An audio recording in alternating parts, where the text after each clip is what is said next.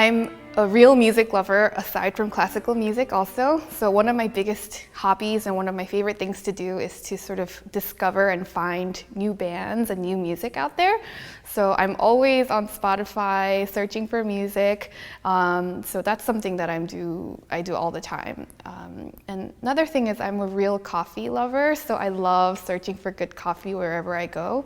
So if I'm in a different city that I've never been to, I will always search for my favorite coffee or the best coffee in town.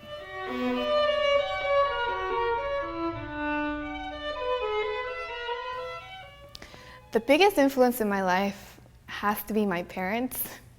And I have a very special story because my parents actually gave up what they had in order to bring us as in me and my sister, to the States for our education and for our well-being. My mom was an opera singer and she had a very big career in Korea, but she basically left that to bring us here and to raise us. And so she has sacrificed so much.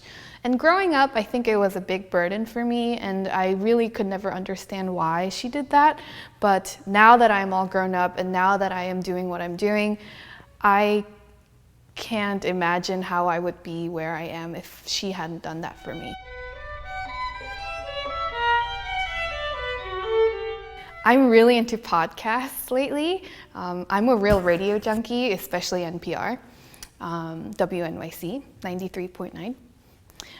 And so I listen to Radiolab and I listen to This American Life, I listen to Soundcheck, and a lot of times I can't have radio in hand with me, so I just download them on podcast. And Studio 360, since I love finding new music all the time, that's really a good source for me to discover new bands and stuff. So I listen to a lot of radio.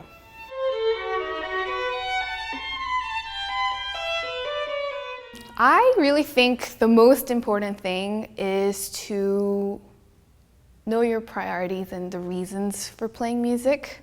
I think it's really inevitable that music is our career and it is very business oriented and there are many aspects that way.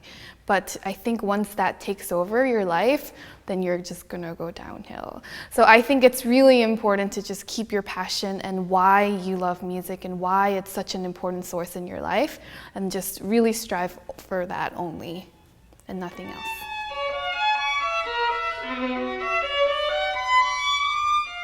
I really like John Cage, and I think a lot of people know about him, but a lot of people don't really know his music. Like, people know him as this sort of pioneering composer that brought a lot of these techniques and styles into composition, but people don't actually seek out for his music as much, unless you're one of those new music guys.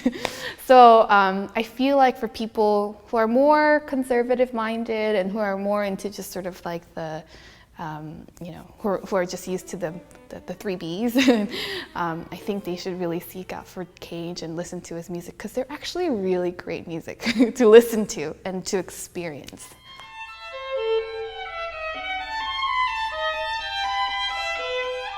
My favorite CMS memory was, I believe it was 2 years ago for the Baroque concerts.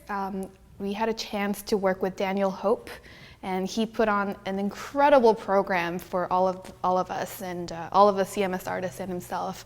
And we've discovered a lot of these Baroque music that's so fun and festive that we have never heard before. And I was so fortunate to be part of that, and that's probably remaining as my top CMS moment to this day.